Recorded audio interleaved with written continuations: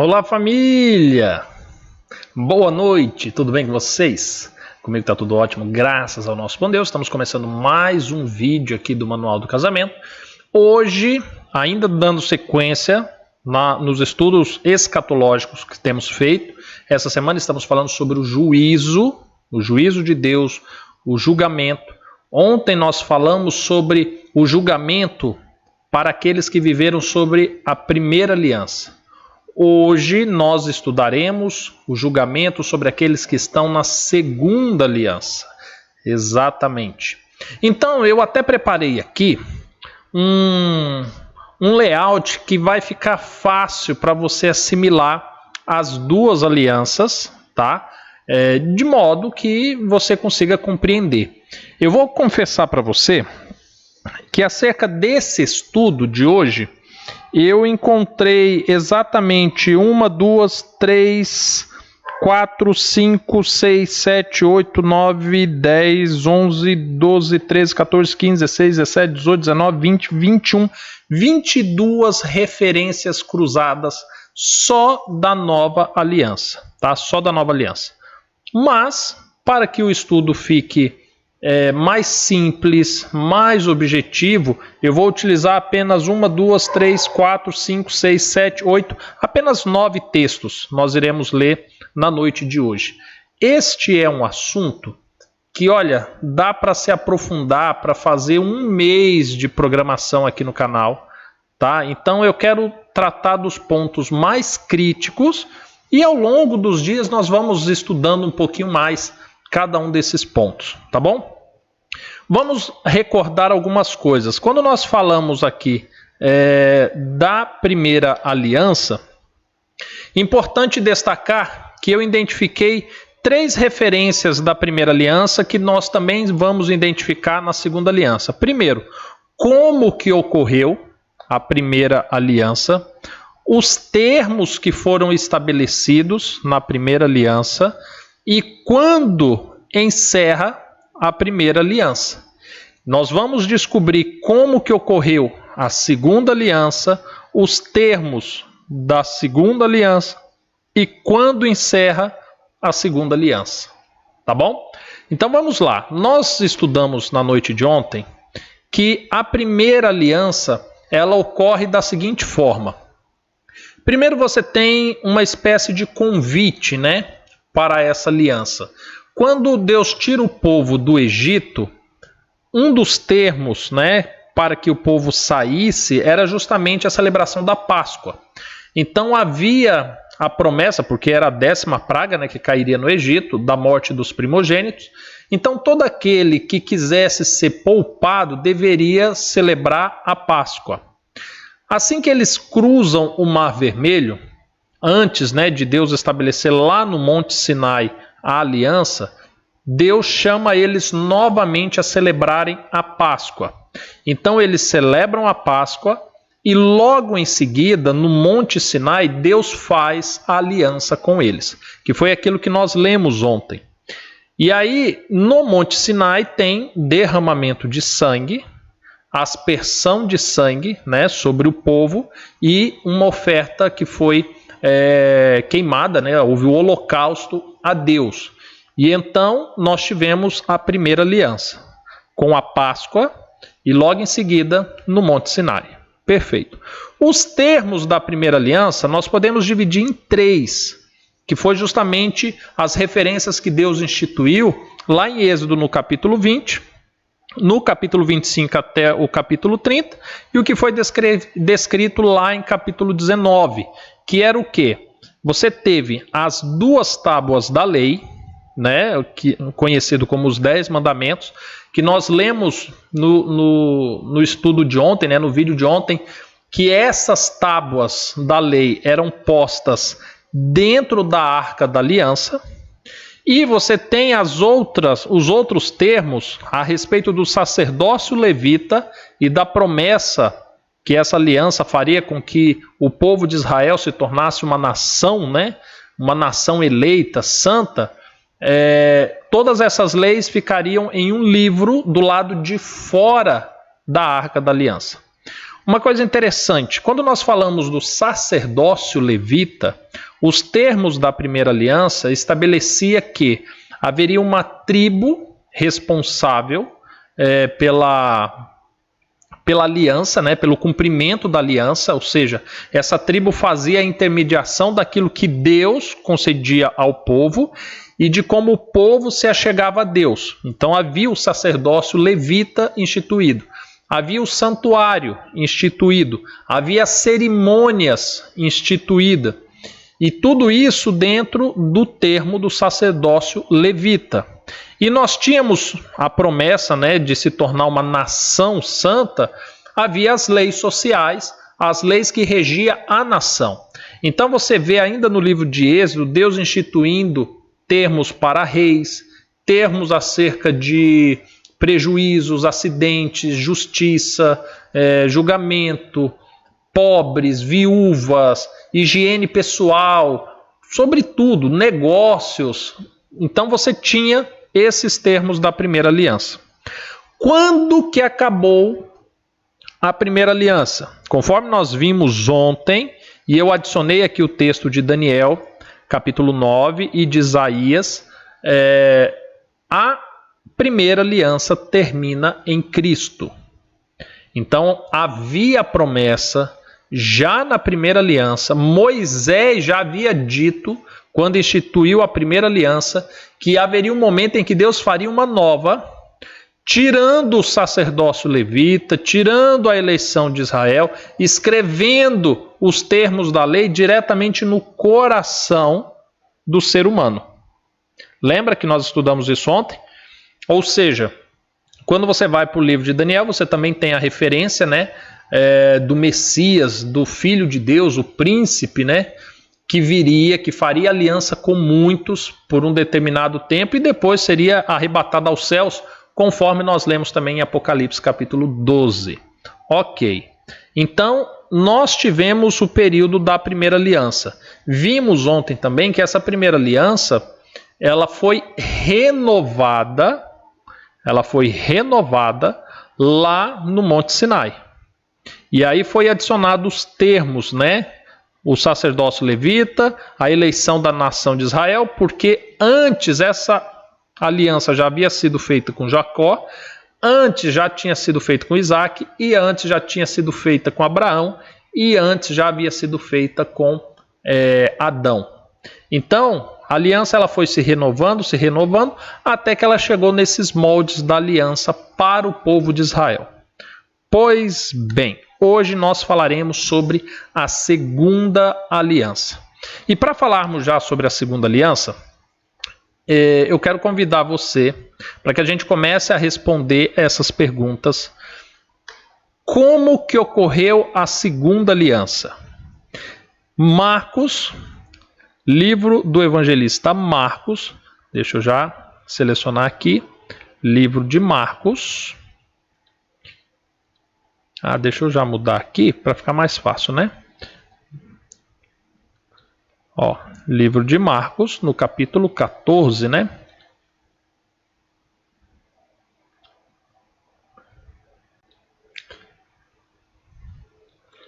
Livro de Marcos,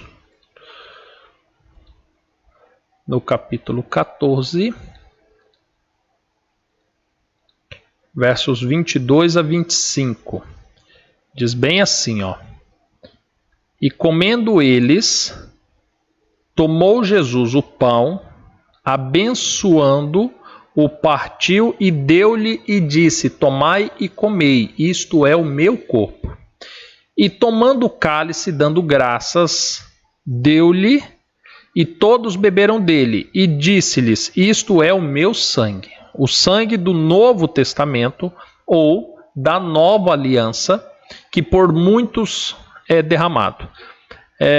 Só até aqui por enquanto, deixe-me já esclarecer uma coisa aqui para você.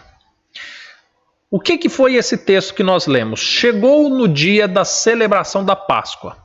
A Páscoa havia necessidade de ter um cordeiro que era morto o sangue passado nos umbrais da porta, deveria-se comer a carne do cordeiro, em memória ao que aconteceu lá no Egito e o que aconteceu assim que o povo cruzou o Mar Vermelho. Pois bem, chegou no dia de Cristo celebrar a Páscoa, eles acham um lugar, uma casa para a celebração, mas tem um problema. Cadê o cordeiro? Não tem cordeiro. E então eles estão ali comendo, eis que Cristo afirma, olha, coma esse pão. Este pão é o meu corpo, é a minha carne. Lembra que precisava da carne do cordeiro? Pois bem, Cristo falou que essa carne representava ele. De repente, Cristo pega o suco da vide e eis que agora ele dá para os discípulos tomarem e ele diz assim, olha, este é o meu sangue. O sangue que precisava ser derramado lá na Páscoa. Ela aparece aqui no que hoje nós chamamos de Santa Ceia. Aparece.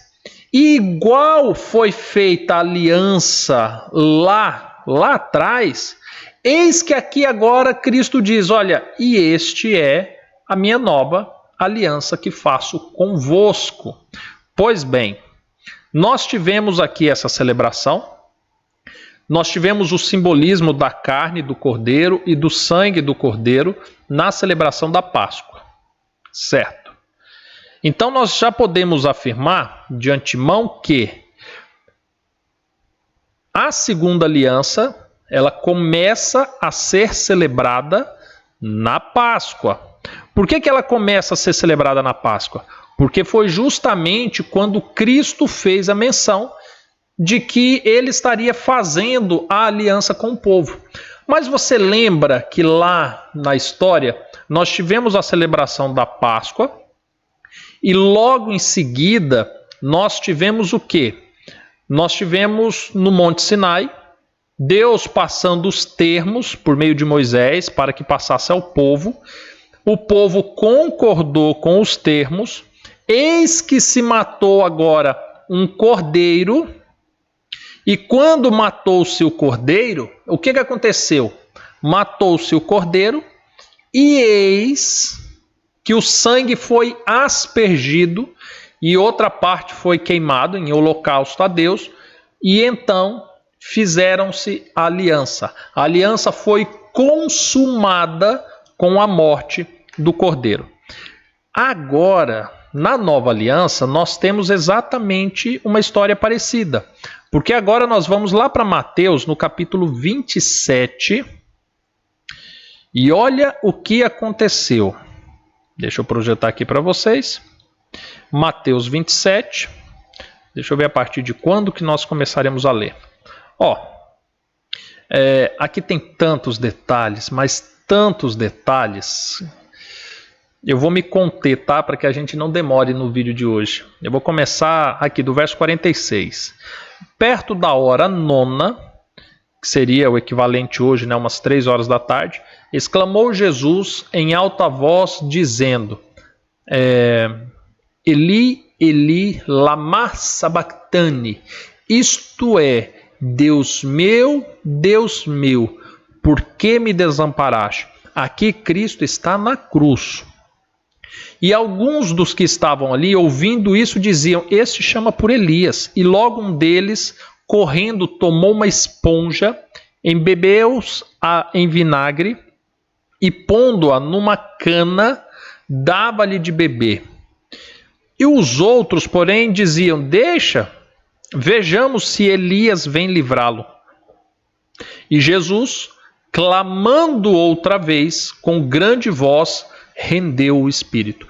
Em outra passagem diz que Cristo exclamou, está consumado. E o que aconteceu quando Cristo agora, o Cordeiro de Deus, conforme alegou João Batista, morre na cruz? Ele diz que está consumado. O sangue da nova aliança foi derramado para a salvação de muitos, conforme ele declarou na Páscoa. E quando isso acontece, a nova aliança agora está consumada, eis que o véu do templo se rasgou em 2, de alto a baixo, tremeu a terra, fenderam-se as pedras, abriram-se os sepulcros e muitos corpos de santos que dormiam foram ressuscitados. E saindo dos sepulcros, depois da ressurreição dele, entraram na cidade santa e apareceram a muitos. E o centurião e os que com ele guardavam a Jesus, vendo o terremoto e as coisas que haviam sucedido, tiveram grande temor e disseram: verdadeiramente, este era o Filho de Deus. Bem, agora nós temos a segunda parte da aliança, que é justamente o Gólgota, ou Gólgota, né?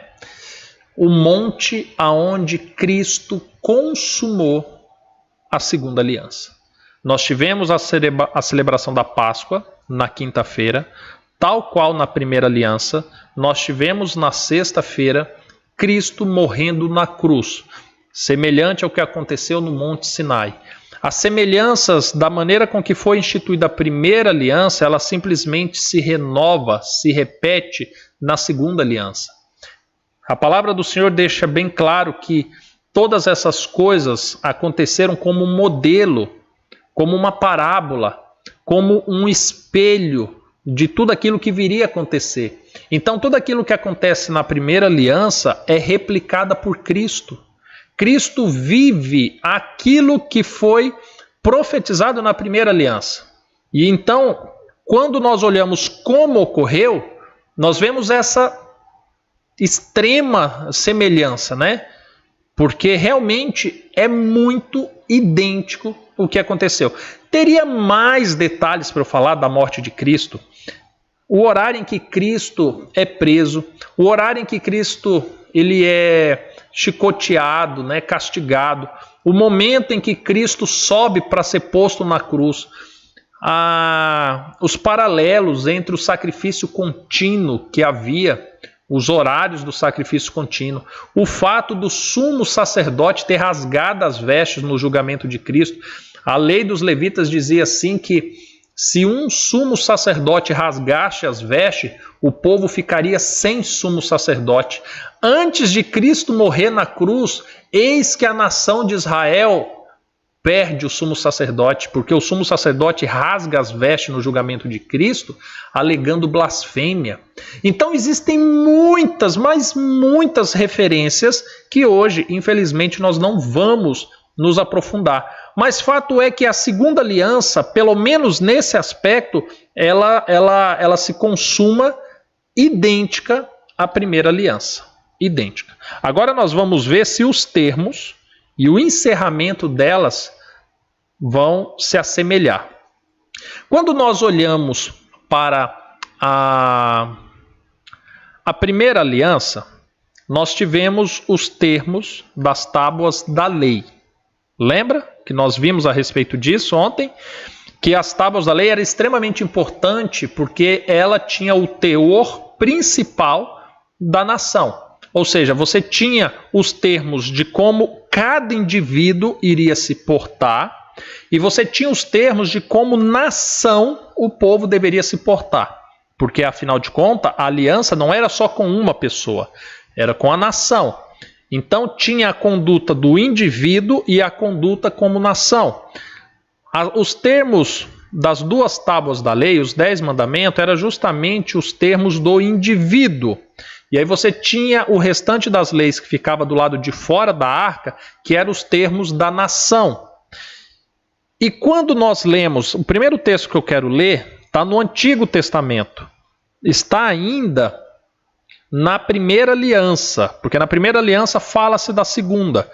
Quando nós lemos o profeta Jeremias, deixe-me já projetar aqui para vocês, profeta Jeremias, no capítulo 31, profeta Jeremias, no capítulo 31, no verso 31 também, Deus fala bem assim: eis que vem dias, diz o Senhor, que eu farei uma aliança nova com a casa de Israel e com a casa de Judá, não conforme a aliança que fiz com seus pais, nos dias em que tomei pela mão para os tirar da terra do Egito.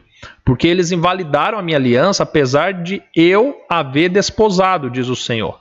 Mas esta é a aliança que farei com a casa de Israel depois daqueles dias, diz o Senhor.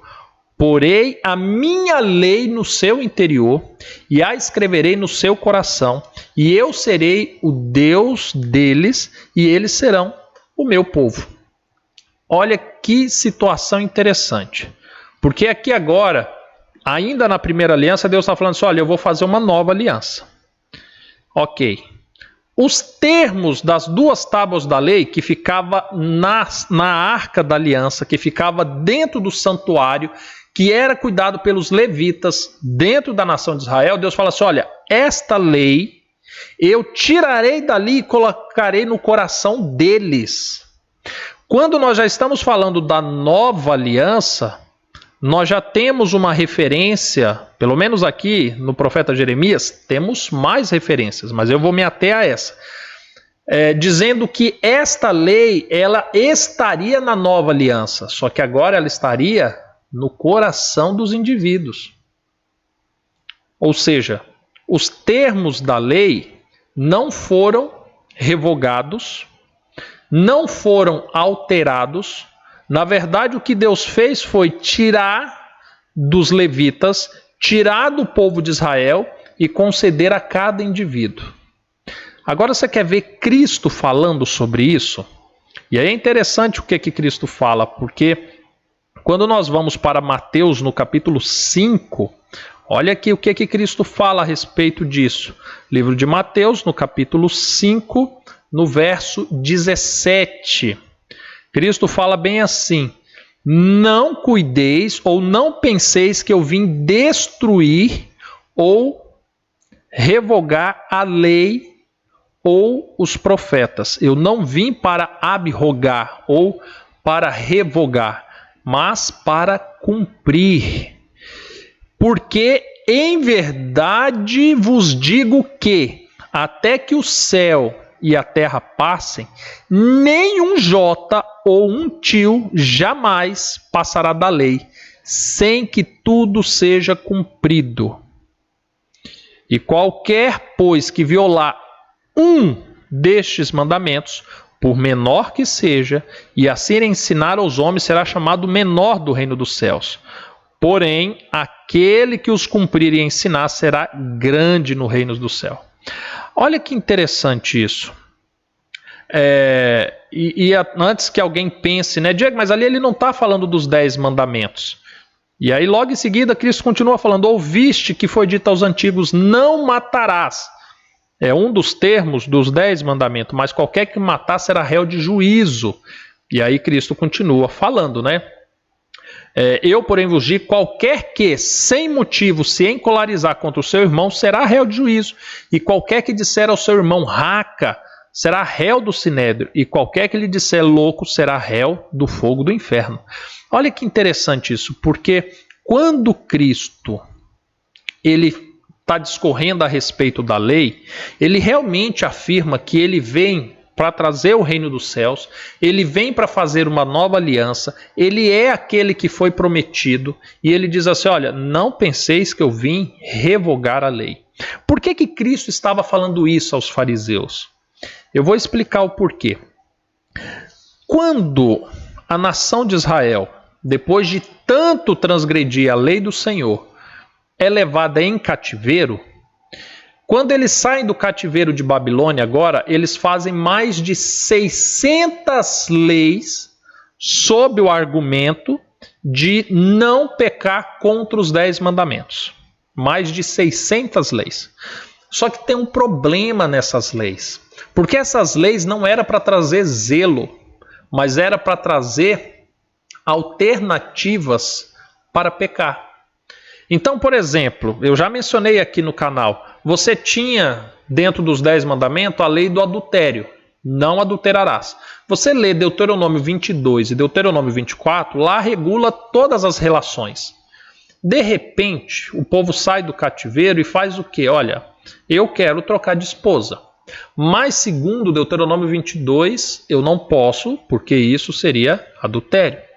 Então eles estipulam a ketubá, que era um contrato descendente dos caldeus, né, dos babilônicos, que previa que, ao se casar, poderia estabelecer uma multa, um dote a ser pago pela separação.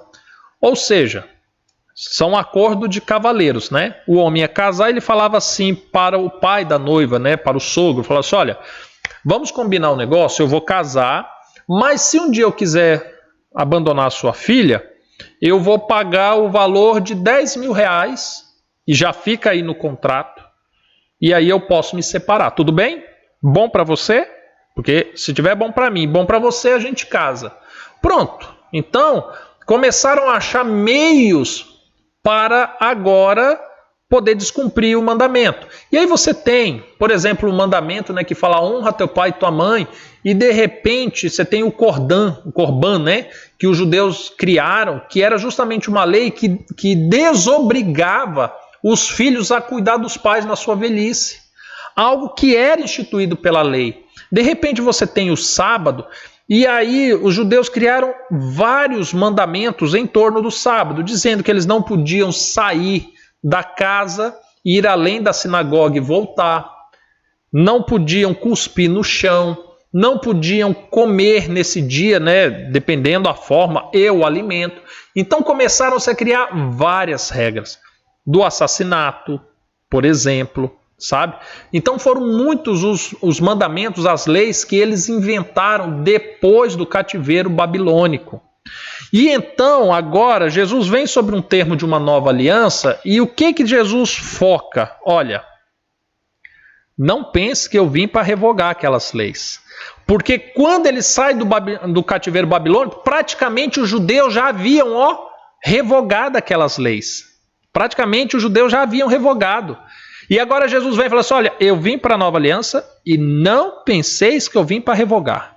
Diego, mas espera aí, quando Cristo morreu, acabou. Cristo morreu, acabou, Diego. Não tem mais lei. Engraçado. Porque aí agora vem Cristo e fala bem assim, até que o céu e a terra passem, nem um jota ou um tio jamais passará da lei, sem que tudo se cumpra. E aí quando fala se cumprir, não é se cumprir em Cristo, porque logo no verso 19, Cristo agora está dando novas instruções acerca do mandamento. E por que Cristo iria instruir de um mandamento que iria ser revogado? Não faz sentido. Porque agora ele fala assim, olha, e o não matarás não é simplesmente você tirar a vida do seu irmão. Se você odiar o seu irmão, se você desejar mal ao seu irmão, tu já estará pecando.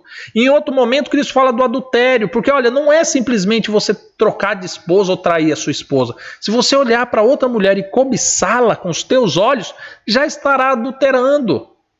Percebe? Então Cristo agora, ele deixa bem claro, fala assim, olha, não vai revogar. E os conceitos das leis que os judeus criaram para amenizar, Cristo simplesmente fala assim, olha, isso daí não serve. E isso é tão interessante, porque os escribas e fariseus foram os responsáveis, né, por essas 600 leis.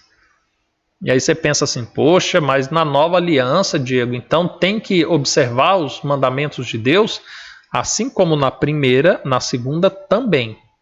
Ah, Diego, mas aí é muito difícil. E olha o que Cristo falou no verso 20.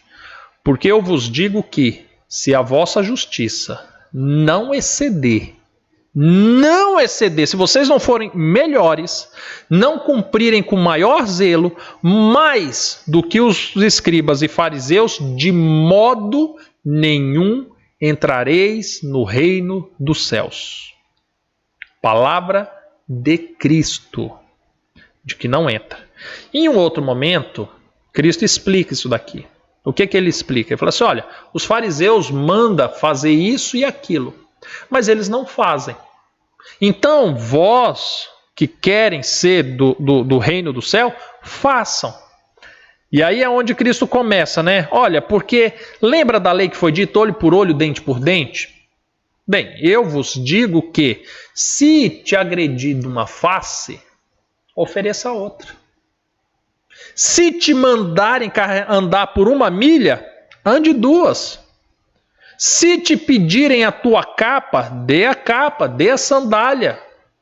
Percebe?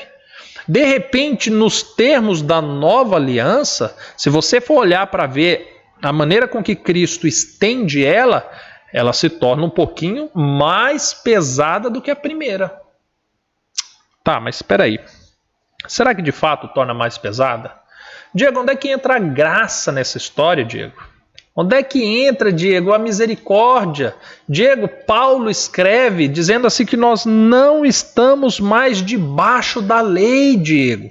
Nós estamos debaixo da graça.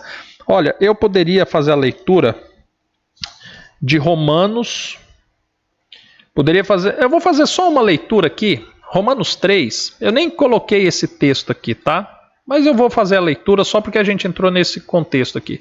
Quando você pega, por exemplo, Romanos 3, falando sobre isso, a partir do verso 19, olha o que é dito. Ora, nós sabemos que tudo que a lei diz, aos que estão debaixo da lei, o diz. Porque debaixo da lei, se a lei diz não matarás, e eu matei, eu estou debaixo da lei. Porque a lei agora está me condenando. Para que toda a boca esteja fechada e todo mundo seja condenável diante de Deus. Ou seja, se eu estou debaixo da lei é porque eu transgredi a lei. Então eu tenho que ficar calado porque eu estou condenado, ok? Por isso, nenhuma carne será justificada diante dele pelas obras da lei. Porque pela lei vem o conhecimento do pecado. Ou seja, eu só sei se eu pequei, se eu sou transgressor, se a lei me disser. E se a lei disser que eu pequei, eu estou debaixo dela. Paulo está falando isso. Até aqui, ó, tá assim, ó, em harmonia com o que Jesus falou. Mas agora se manifestou sem a lei a justiça de Deus, tendo o testemunho da lei e dos profetas. Por que está dizendo que a lei testemunhou a favor da justiça da lei de Deus? Porque agora Deus manda o seu Filho, manda Cristo Jesus. Cristo Jesus viola a lei? Ele pecou em algum momento? Ele matou? Ele adulterou? Ele mentiu? Ele transgrediu algum mandamento sequer? Não.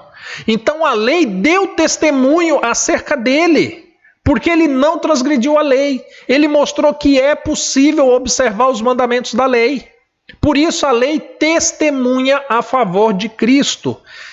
E agora ele explica isso melhor. Ó. Isto é, a justiça de Deus pela fé em Jesus Cristo para todos e sobre todos os que creem, porque não há diferença, porque todos pecaram e destituídos estão da glória de Deus. Ou seja, a lei condena a todos, porque todos pecaram, todos carecemos da graça de Deus, porque não existe obras que me tire da condenação da lei. Não me tira, não tem. A lei me condena. Aí vem o verso 24, sendo justificados gratuitamente pela sua graça. Como? Se não tem obras da lei que pode me livrar da condenação da lei? Pela redenção que há em Cristo Jesus. A morte de Cristo, sem transgredir a lei, me livra da condenação da lei, ao qual Deus propôs para propiciação pela fé no seu sangue, para demonstrar a sua justiça pela remissão dos pecados dantes cometidos sob a paciência de Deus, para demonstração da sua justiça neste tempo presente, agora, na nova aliança, para que ele seja justo e justificador daquele que tem a fé em Jesus. Onde está logo a jactância? É excluída. Por qual lei? Das obras? Não, porque não há obra nenhuma que eu faça que anule o não matar, o não adulterar, mas pela lei da fé, porque agora eu tenho que confiar no sangue do Cordeiro. Concluímos, pois, que o homem é justificado pela fé sem as obras da lei. E por que ele está falando de ser justificado pelas obras da lei? Lembra das 600 leis que os judeus criaram? Na concepção dos judeus, eles não precisavam do sangue do Cordeiro se tão somente eles cumprissem as leis. Então, se eu me atentasse em cumprir as 600 leis, para não violar os 10 mandamentos, pronto, eu estou salvo. É o suficiente. Basta eu não transgredir nenhuma das 600 leis, eu estou justificado. E é tão interessante porque nenhuma obra da lei justifica o homem. Lembra a história do jovem rico? O jovem rico chega até Jesus. Jesus questiona a Jesus, né, o que precisa para ir dar o reino. Jesus fala, olha, tem observado os mandamentos? Não matar, não adulterará? Aí ele, claro, Senhor, todos, desde a minha meninice. Ótimo, então seria ele justificado pelas obras? Aí Jesus falou, te falta uma só coisa então. Vende tudo que tem e me segue. Vem viver pela graça.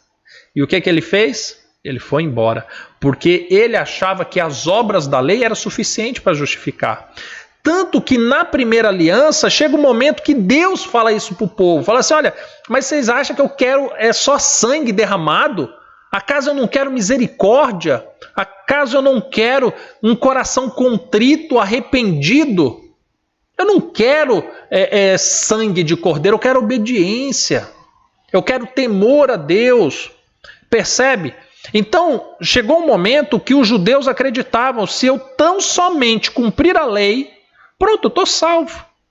Só que nunca foi assim, porque a lei não salva, a lei só mostra o que é pecado. E aí continua.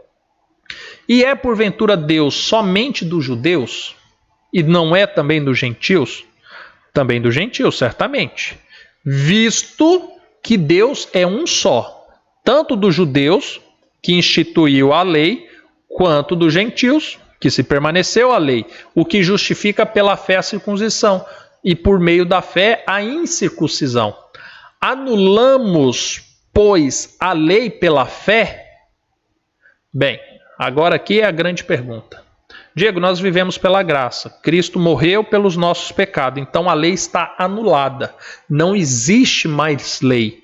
Então agora eu não preciso mais me preocupar com imagens de escultura, eu posso venerar, eu posso idolatrar imagens, porque esse era um dos mandamentos da lei. Afinal, a lei está anulada, né? Eu posso? Não, eu não posso. Diego, então quer dizer que agora eu posso tomar o nome do Senhor meu Deus em vão, porque a lei está anulada. Eu posso? Eu não posso. Então quer dizer, Diego, que agora eu não preciso mais lembrar-me do dia de sábado, porque era o 4º mandamento, porque a lei foi anulada. Eu posso? Eu não posso. Diego, então quer dizer que eu posso adulterar, eu posso matar, eu posso desonrar meu pai e minha mãe? Não. E agora, ele fala bem assim, olha o que Paulo diz. Pela fé em Cristo Jesus, o Cordeiro que foi morto, nós anulamos a lei? Revogamos a lei? Ele diz, de maneira nenhuma. Antes, estabelecemos a lei. Ou em outras versões diz, obedecemos a lei. Por que que a fé, por que que a graça não anula a lei? Justamente porque as duas coisas, na verdade, uma depende da outra. Lembra quando eu já falei aqui que a misericórdia de Deus não anula a justiça de Deus e a justiça de Deus não anula a sua misericórdia? Ambas se completam. É a lei e a graça. Eu preciso da graça para que eu obtenha o perdão dos meus pecados. Mas quais pecados? Aqueles que a lei me condena. Então, se Deus falou que eu não posso matar porque isso é pecado, eu vou observar esse mandamento. Mas se eu pecar, se eu vier a matar alguém, agora eu corro para o sangue do Cordeiro. Agora eu peço perdão. Agora eu vou endireitar a minha vida para que eu não peque mais, porque eu não posso anular a lei de Deus. Se eu anulo a lei, eu estou anulando a graça. Porque se eu digo assim, olha, não existe mais lei, eu sou livre para fazer o que quiser, por que eu preciso então do sangue do Cordeiro? Já parou para pensar? Sim, se não existe condenação, se não existe uma lei que me condena, qual lei que vai condenar o meu irmão? Qual lei que condena os que estão presos? Qual lei que condena os políticos corruptos?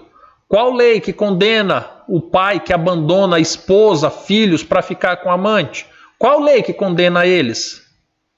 Se não existe uma lei que me condena, também não existe lei que condena eles. Se não condena eles e não me condena, estamos todos salvos. Ou simplesmente é porque eu sou mais bonitinho do que o outro, Deus vai escolher a mim? Você está percebendo? Então, quando nós olhamos para esses termos da lei, entendamos que o conceito da lei não mudou. Então, nós temos aqui nesse momento, atualizando o nosso quadro, nós temos a permanência, a manutenção das duas tábuas da lei na nova aliança. A segunda aliança permanece com os termos da lei. Volto a destacar. Jesus falou abertamente: eu não vim revogar a lei. Para a lei ser revogada, será necessário passar os céus e a terra. E isso não passou ainda. Paulo, que foi quem mais escreveu sobre a lei e a graça, ele fala assim: pela fé na graça anula-se a lei? De modo nenhum, pelo contrário, nós a observamos. Se você acredita que o sangue do Cordeiro realmente foi um sangue caro e por causa dos nossos pecados, você não vai voltar a pecar. Você não vai continuar crucificando Cristo para viver as suas paixões, para viver os prazeres da carne. Um dia, uma pessoa no nosso grupo de profecias, né? Nós temos um grupo no Telegram, tem o link aqui na descrição, caso você queira participar. Mas uma pessoa falou bem assim: Diego, eu peco todo dia, sabe? Eu sei que amanhã eu vou pecar de novo. Eu espero só que a graça de Deus me salve, porque se não for a graça dele, não tem salvação. Agora deixa eu fazer uma pergunta. Você não acha que pelo preço que Cristo pagou, a gente não devia se esforçar pelo menos um pouquinho assim, ó, só um pouquinho assim, para obedecer aos mandamentos dele? Para nos tornarmos santos como ele é santo? Para não ficar causando males a outras pessoas? Sim, porque se você mata, se você adultera, se você rouba, por exemplo, você está prejudicando o seu irmão. Que tipo de amor é esse que você expressa em Deus que você não ama sequer o teu próximo? Lembra que um dos princípios da primeira aliança, dos 10 mandamentos, era amar o próximo como a ti mesmo? Se você viola esses mandamentos o tempo todo, que amor é esse? Que graça é essa que você confia que anula a lei? Que o seu Deus, que o seu Cristo veio justamente para nos livrar. Que graça é essa? Que graça barata é essa que você acha que Cristo veio para anular a lei e não a consequência do pecado? Lembra? Porque a Bíblia fala assim que o salário do pecado é o quê? É a morte. E quem que morreu por esse salário? Cristo. Agora, muitos acreditam que, Diego, Cristo veio. O que Cristo fez na verdade, Diego? Cristo veio, tinha a lei, né? Que condenava a muitos. O que Cristo fez? Cristo excluiu a lei. Pronto, não tem mais lei. Agora todo mundo pode pecar à vontade, porque agora a gente vive pela graça. Não tem mais lei. Certo. Como é que funciona a justiça de Deus para com os que ficaram na primeira aliança? Sim, porque quantos foram condenados porque mataram, porque adulteraram? Bem, se Cristo já ia tirar esses termos da lei na segunda aliança, poxa, como que Deus foi injusto? Porque aí você imagina, supostamente no dia do juízo final, se Deus dá a oportunidade para alguém que se perdeu na primeira aliança, falando assim: Senhor, peraí, ó, eu morri, por quê? Por que eu perdi a salvação? Porque eu traí minha esposa e casei com outra. E a Bíblia diz que isso é adultério, né? Pelo menos nos 10 mandamentos falava que isso era adultério. Aí agora o Senhor fez uma nova aliança e o Senhor excluiu isso? Aí agora todo mundo pode? Tem gente aí casado 3, 4, 5 vezes, eles estão tudo salvos, é? Então, peraí, Senhor, nós éramos zelosos com o dia do sábado, observávamos o maná que o Senhor mandava na sexta, lembra? Que o Senhor mandava em dobro, a gente colhia em dobro na sexta, porque no sábado o Senhor não mandava. A gente era zeloso.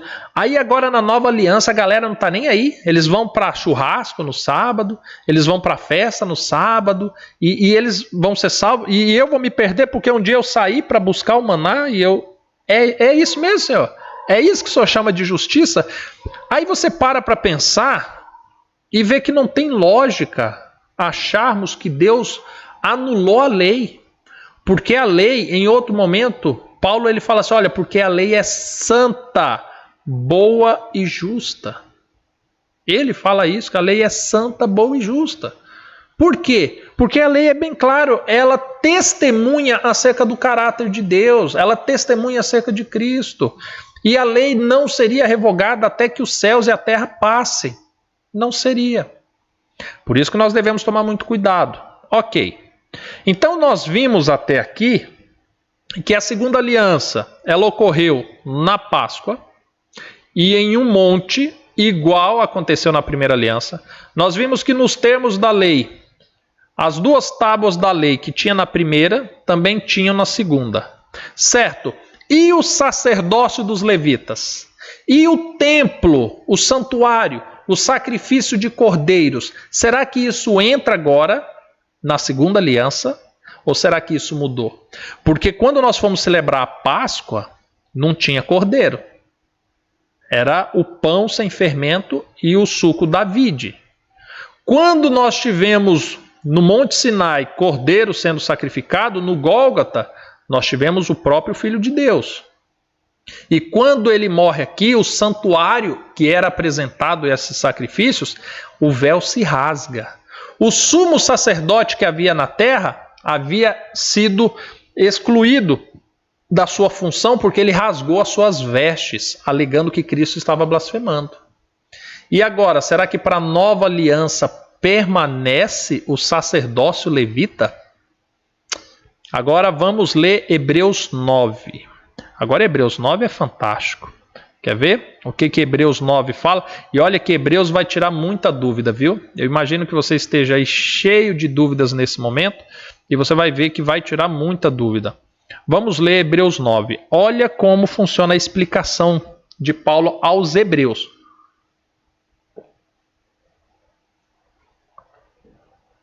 Lembrando que aqui é Paulo explicando a segunda aliança para aqueles da primeira, tá? Porque os hebreus eram os judeus, né? Praticamente.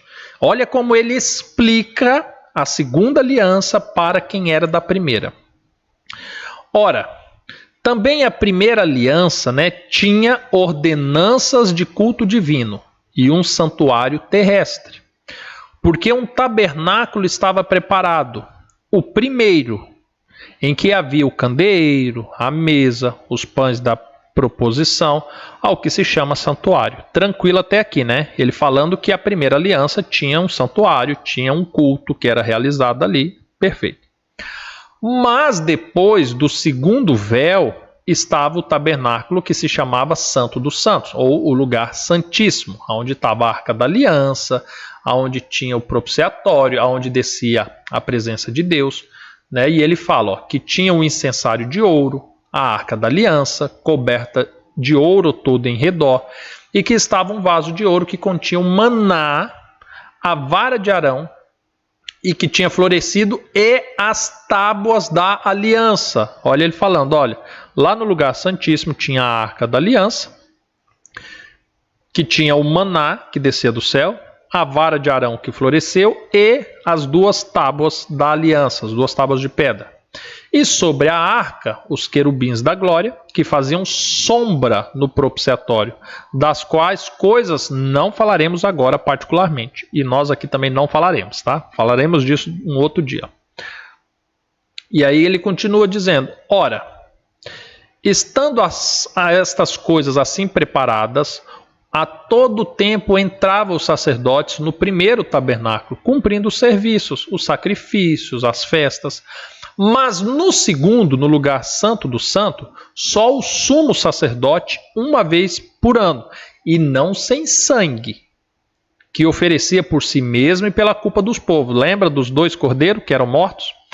Dando nisto a entender o Espírito Santo que ainda o caminho do santuário não estava descoberto enquanto se conservava em pé o primeiro tabernáculo, ou seja, o segundo santuário, o segundo templo, ou melhor, né, alguns falam do terceiro templo, o segundo templo que seria erguido na terra, ele ainda não estava descoberto porque o primeiro ainda estava em vigência, tá?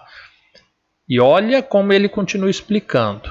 E isto é uma alegoria para o tempo presente, para a segunda aliança. A primeira aliança é uma alegoria, é uma parábola, é um modelo em que se oferecem, agora na segunda aliança, dons e sacrifícios que, quanto à consciência, não podem aperfeiçoar aquele que faz o serviço, consistindo somente em comidas, bebidas, várias abluções e justificações da carne, impostas até o tempo da correção, que é agora na segunda aliança. Mas, vindo Cristo, o sumo sacerdote dos bens futuros, lembra a promessa do reino vindouro? Por um maior e mais perfeito santuário, tabernáculo, porque agora Cristo vem para morrer não no primeiro santuário, tanto que ele nem morre no santuário. Ele morre lá no Gólgota, né, no monte, não feito por mãos humanas, isto é, não é desta criação. O santuário para o qual Cristo morreu, para ser ofertado como cordeiro, não é o santuário aqui da terra. Tanto que quando Cristo morre, o véu se rasga no santuário. Tanto que Cristo fala que esse santuário da terra seria destruído e reerguido 3 dias depois. E nem foi por sangue de bodes e bezerros, mas pelo seu próprio sangue. E ele entra uma vez no santuário, havendo efetuado uma eterna redenção. Ou seja, Cristo morreu uma vez por todas, igualzinho acontecia no santuário terrestre, mas era todo ano. Cristo agora morre de igual maneira, só que uma vez por todas, e não por um santuário manchado pelas mãos humanas, mas um santuário superior, no céu. E aí explica-se acerca da primeira aliança, porque se o sangue dos touros e bodes, né, cordeiros, e a cinza de uma novilha é esparzida sobre os imundos, o santifica quanto à purificação da carne, ou seja, se aquele sangue, que era modelo de Cristo, era capaz de salvar aquela geração, porque foi o termo da aliança, quanto mais o sangue de Cristo, que pelo Espírito Eterno se ofereceu a si mesmo, imaculado a Deus. Ele purifica as vossas consciências das obras mortas, para servirdes ao Deus vivo? É claro que sim. Então, se o sangue dos cordeiros naquela primeira aliança era suficiente para salvar, muito mais o sangue de Cristo.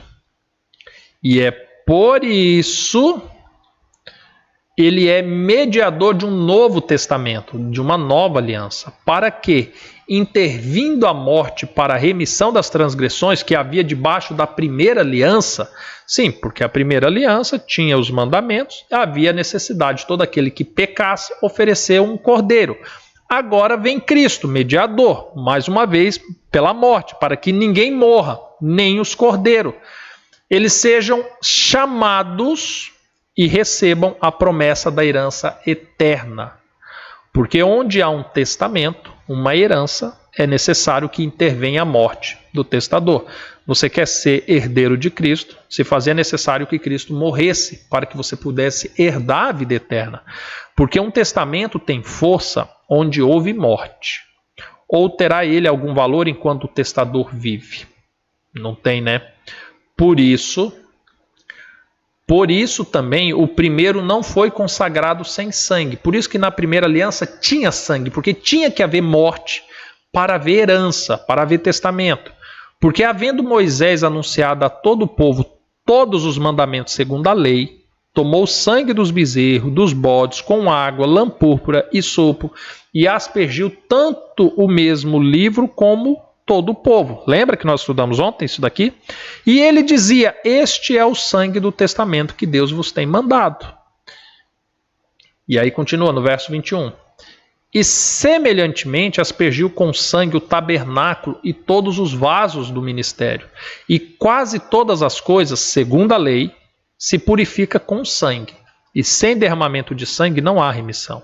De sorte que era bem necessário que as figuras das coisas que estão no céu assim se purificassem, mas as próprias coisas celestiais com sacrifícios melhores dos que o que eram praticado aqui. Porque Cristo, ele não entrou num santuário feito por mãos humanas, figura do verdadeiro, porém ele entrou no mesmo céu, para agora comparecer por nós perante a face de Deus. nem também para si mesmo se oferecer muitas vezes. Como sumo sacerdote, cada ano entra no santuário com sangue alheio, de outra maneira, necessário lhe fora padecer muitas vezes, desde a fundação do mundo. Mas agora, na consumação dos séculos, uma vez se manifestou para aniquilar o pecado pelo sacrifício de si mesmo. E como os homens está ordenado morrer uma vez, vindo depois disso o juízo, assim também Cristo, oferecendo-se uma única vez para tirar o pecado de muitos, aparecerá uma segunda, sem pecado, aos que o esperam para a salvação. Vamos entender o que Paulo estava explicando aqui aos hebreus.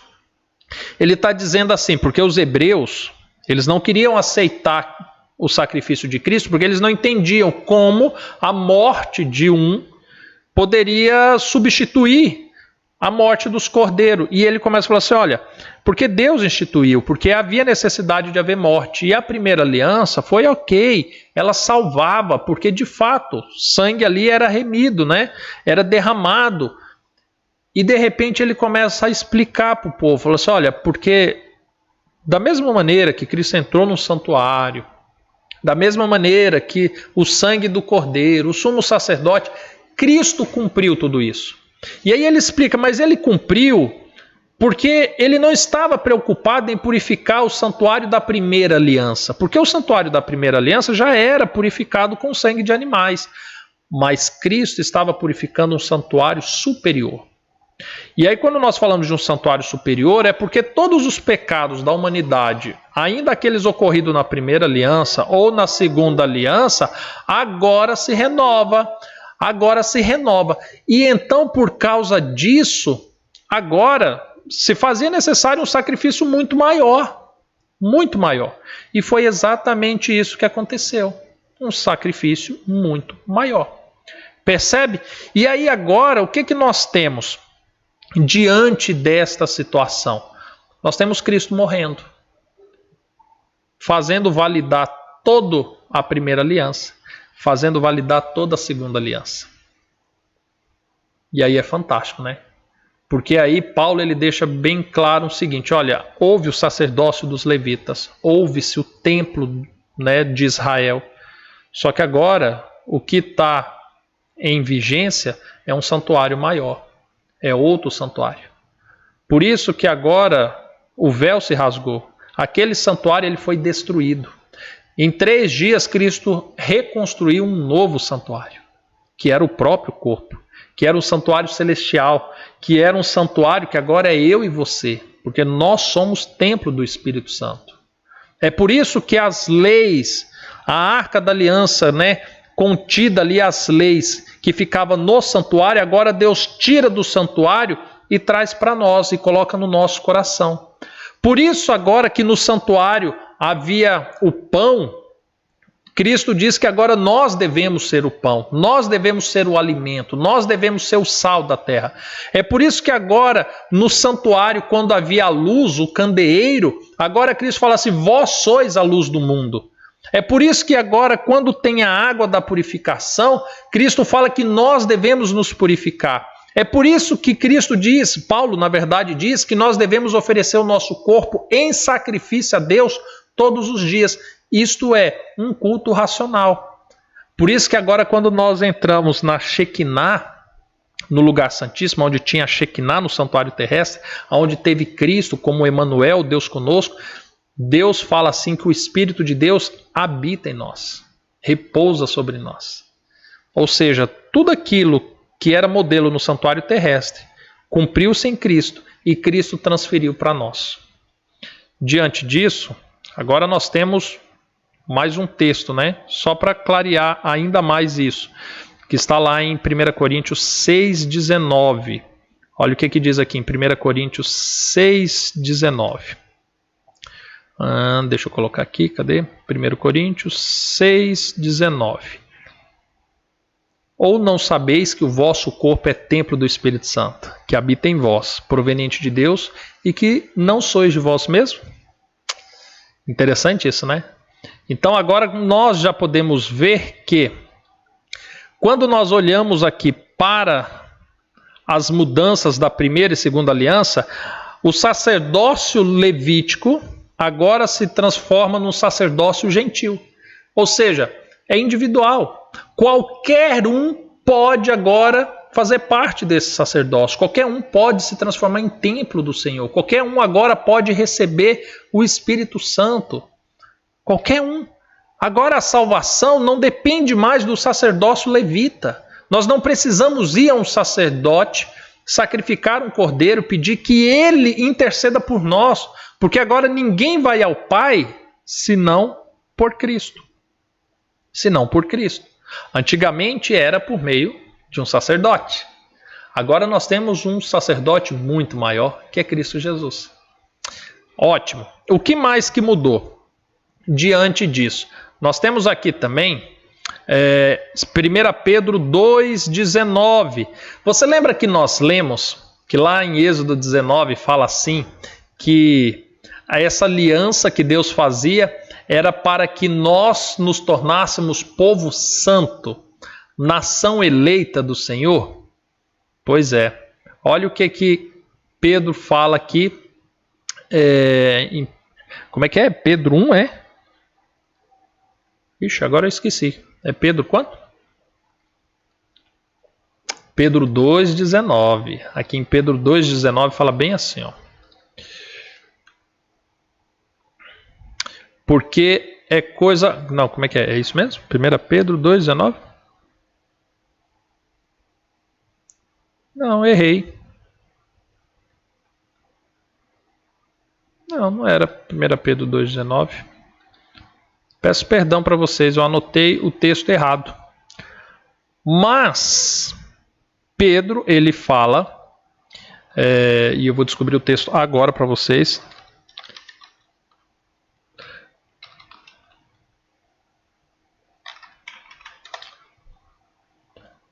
Ah, tá. 1 Pedro 2,9. Não é 2,19.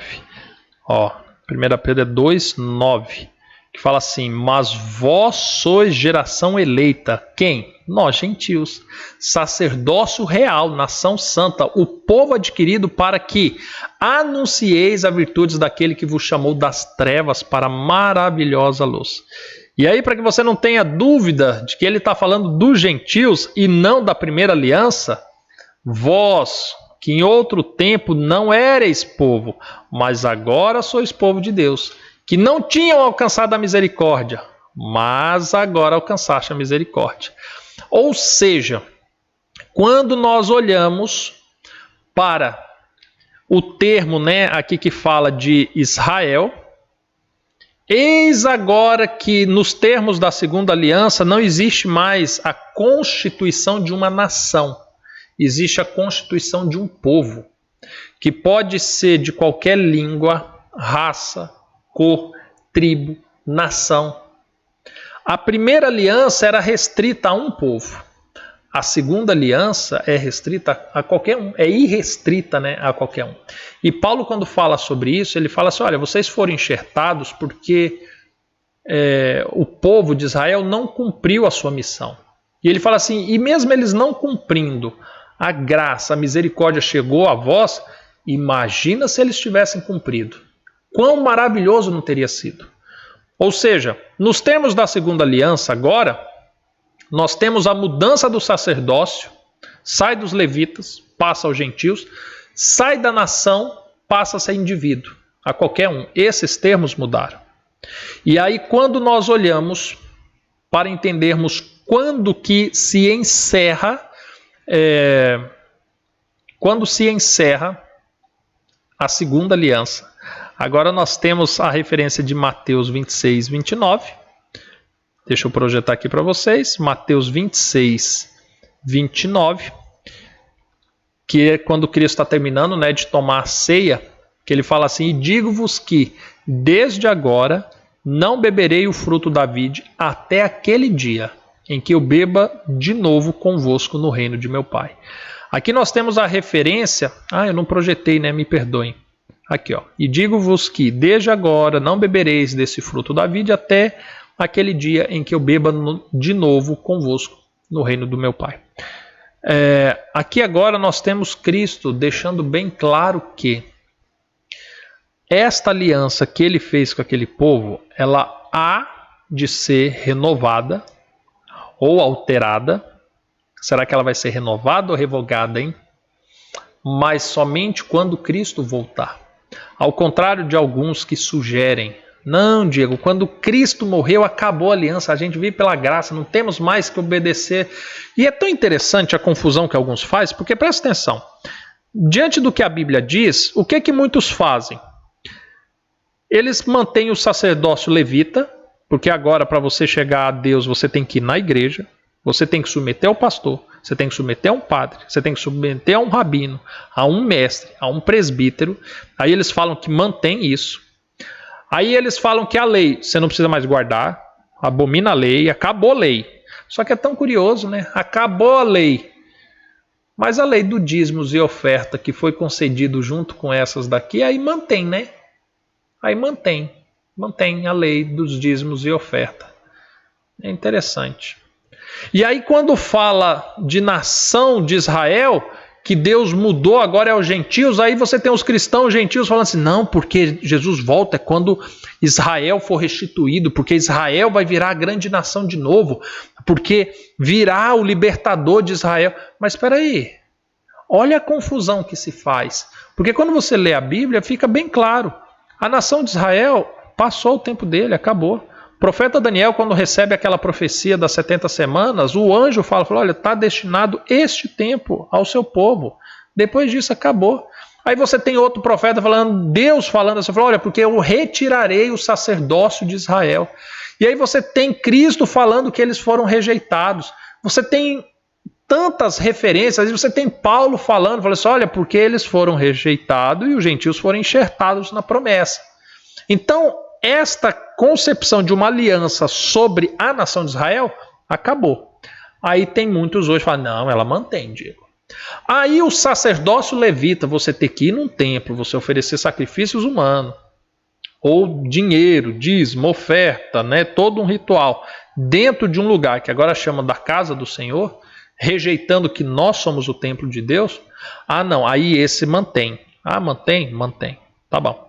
Aí quando a gente fala das tábuas da lei, dos termos da lei, aí eles falam assim, não, Diego, isso daí acabou. Isso aí é Velho Testamento, é Antigo Testamento, não tem mais. Aí não tem mais, só que dízimos e oferta, né, aí cobra, aí arranca, né, dos irmãos, aí cobra a fé, né, cobra para receber milagre. Você está percebendo que quando você conhece a verdade te liberta, você começa a perceber que aquilo que Deus fez é perfeito, que não tem confusão. Quando você vai fazendo o estudo, deixando o Espírito Santo te conduzir, fazendo o estudo sóbrio, sem querer defender uma religião, ou a minha religião, a religião de A, B ou C, você percebe? Quando você deixa a Bíblia falar por si só, ela esclarece tudo, não tem confusão. Com o Espírito Santo não tem confusão. E aí nós concluímos, né, o nosso estudo com Apocalipse. Eu quero ler para vocês aqui Apocalipse, capítulo 21, porque Cristo falou, né?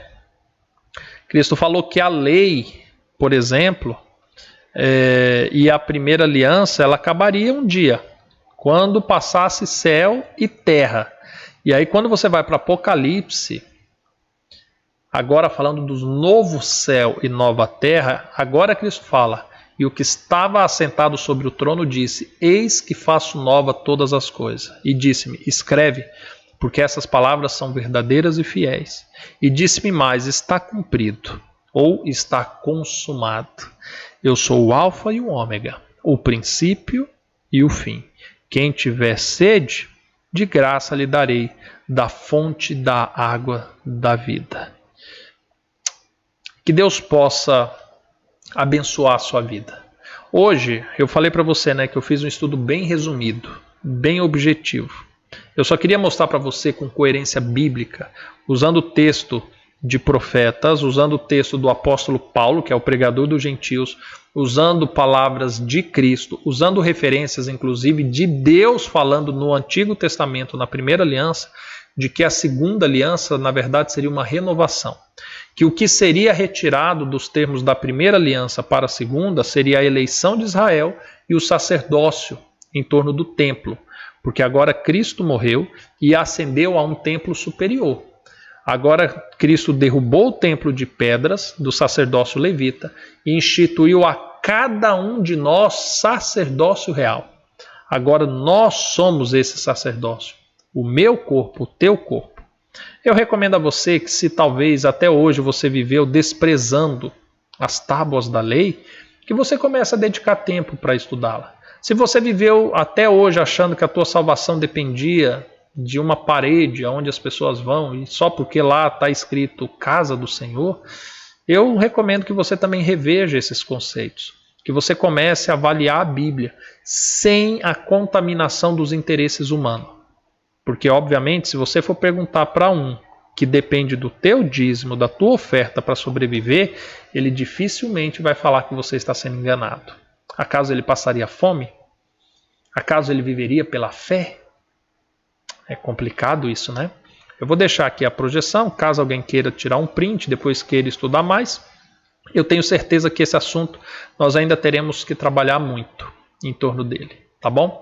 Família, espero ter esclarecido, perdoe-me pelo vídeo longo. Amanhã falaremos sobre as testemunhas que nos condenam, tanto na primeira quanto na segunda aliança. E estamos chegando, né, já no final da semana. Deus seja louvado por toda essa semana de estudo. E nós nos encontraremos num próximo vídeo. Até mais, tchau, tchau.